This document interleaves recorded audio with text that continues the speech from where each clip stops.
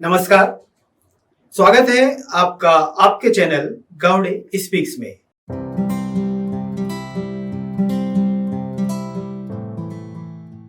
गुरुदत्त भारतीय सिनेमा में एक फिल्म निर्माता, निर्देशक और अभिनेता के रूप में जाने जाते हैं। गुरुदत्त में एक संपूर्ण कलाकार के सभी गुण थे। वे विश्व स्तर के फिल्म निर्माता और निर्देशक थे। गुरुदत्त एक रचनात्मक लेखक भी थे। उन्होंने शुरुआती समय में इलस्ट्रेट वीकली ऑफ इंडिया में कहानियां भी लिखी थी। उनकी साहित्यिक रुचि और संगीत की समझ उनकी हर फिल्म में दिखाई देती है। वे एक अच्छे नर्तक भी थे, क्योंकि उनके फिल्मी जीवन की शुरुआत प्रभात फिल्म कंपनी में एक कोरियोग्राफर के रूप में हुई थी। अभिनय गुरुदत्त की पहली पसंद कभी नहीं, लेकिन उनके सरल, संवेदनशील और नैसर्गिक अभिनय का लोहा सभी मानते हैं। गुरुदत्त 1950 के लोकप्रिय सिनेमा के संदर्भ में काव्यात्मक और कलात्मक फिल्मों के व्यावसायिक चलन को विकसित करने के लिए जाने जाते हैं।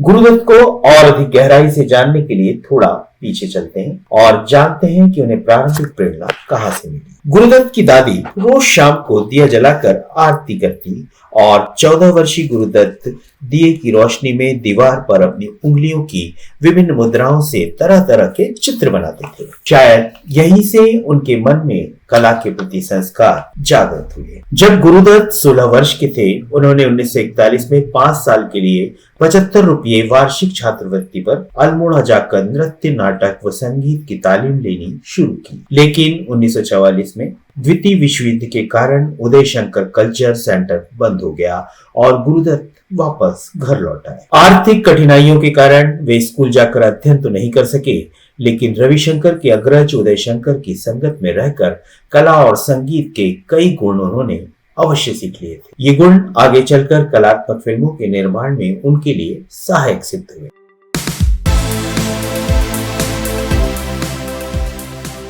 गुरुदत्त का जन्म 9 जुलाई 1925 को बेंगलोर में शिवशंकर पादुकोणे व वासंती पादुकोणे के यहाँ हुआ था। उनके माता पिता कोंकण के चित्रपुर सारस्वत ब्राह्मण थे। उनके पिता हेडमास्टर थे और माँ वसंती घर पर प्राइवेट ट्यूशन के अलावा लघु कथाएं लिखती थी और बंगाली उपन्यासों का कन्नड़ भाषा में अनुवाद करती। गुरुदत्त ने अपने बचपन के प्रारंभिक दिन कलकत्ता के भवानीपुर इलाके में गुजारे, जिसका उन पर बौद्धिक और सांस्कृतिक प्रभाव पड़ा। उनका बचपन वित्तीय कठिनाइयों और अपने माता पिता के तनावपूर्ण रिश्ते से प्रभावित था। बंगाली संस्कृति की उन पर इतनी गहरी छाप पड़ी कि उन्होंने अपने बचपन का नाम वसंत कुमार पादुकोणे से बदलकर गुरुदत्त रख लिया। गुरुदत्त के फिल्मी सफर की अगर बात की जाए तो फिल्मी दुनिया में कदम रखने से पहले गुरुदत्त कलकत्ता में लीवर ब्रदर फैक्ट्री में टेलीफोन ऑपरेटर की नौकरी किया करते थे। इसके बाद उनके चाचा ने उन्हें पुणे की प्रभात फिल्म कंपनी में 3 साल के कॉन्ट्रैक्ट पर काम करने भेज दिया। पुणे में वे वी शांताराम के राजकमल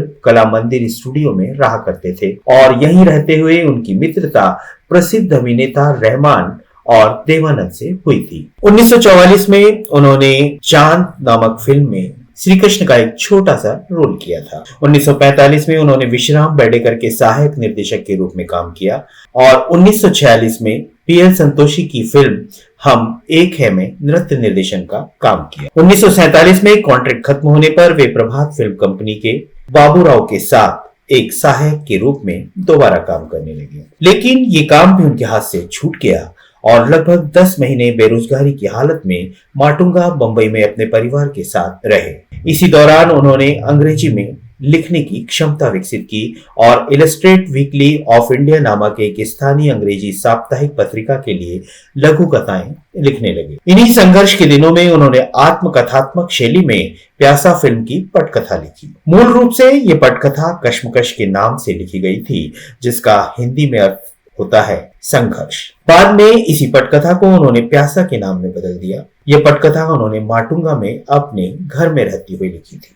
इसी समय गुरुदत्त ने 2 बार शादी भी की। पहली बार विजया नाम की एक लड़की से जो उन्हें पूना में मिली थी। उसके चले जाने पर उन्होंने दूसरी बार अपने माता पिता के कहने पर रिश्ते की एक भांजी सुवर्णा से विवाह किया, जो हैदराबाद की रहने वाली थी।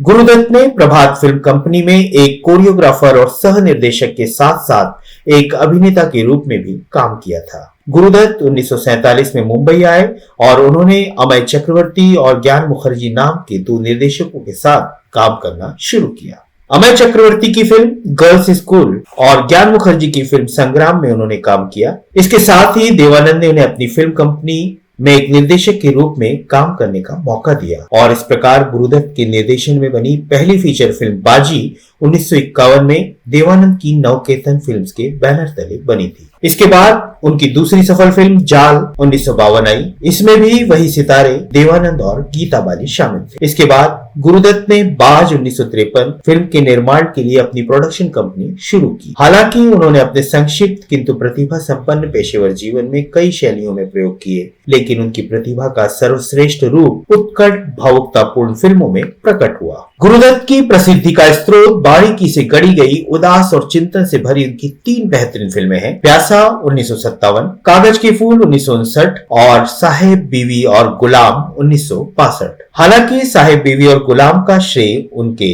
सह पटकथा लेखक अबरार अलवी को दिया जाता है, लेकिन ये स्पष्ट रूप से गुरुदत्त की ही कृति थी। गुरुदत्त ने सीआईडी में वहीदा रहमान का फिल्म जगत से परिचय करवाया और फिर प्यासा और कागज के फूल जैसी फिल्मों से उन्हें कीर्ति स्तंभ की तरह स्थापित कर दिया। प्रकाश और छाया के कल्पनाशील उपयोग, भावपूर्ण दृश्य बिंब, कथा में कई विषय वस्तुओं की परतें गूंथने की अद्भुत क्षमता और गीतों के मंत्रमुग्ध छायांकन ने उन्हें भारतीय सिनेमा के सबसे निपुण शैलीकारों में ला खड़ा किया। गुरुदत्त अभिनीत प्रमुख फिल्में हैं हम एक है 1946, Aar Paar 1954, Mr and Mrs 55 1955, प्यासा 1957, कागज के फूल 1959 और चौधरी का चांद 1960, साहिब बीवी और गुलाम 1962, भरोसा 1963, सुहागन 1964। गुरुदत्त निर्देशित फिल्में हैं बाजी 1951, जाल 1952, बाज 1953, मिस्टर एंड मिसेस 55 1955, प्यासा 1957, कागज के फूल 1959।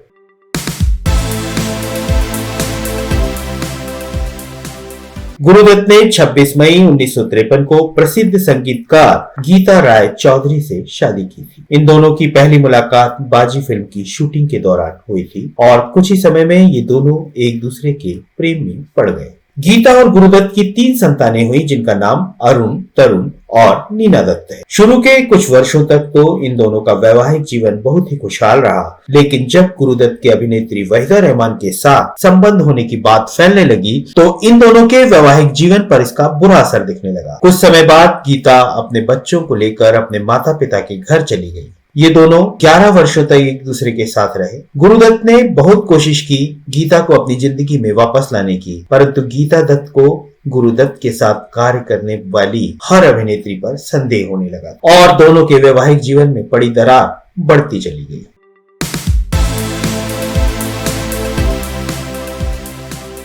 गुरुदत्त साहब का जीवन किसी फिल्म की मार्मिक कहानी से कम नहीं था। गुरुदत्त जब फिल्में बनाते थे तो लगता था उनका हर एक किरदार असल में उसे जी रहा हो। गुरुदत्त की जिंदगी को अगर कहानी कहा जाए तो उनकी मौत भी एक अफसाना है।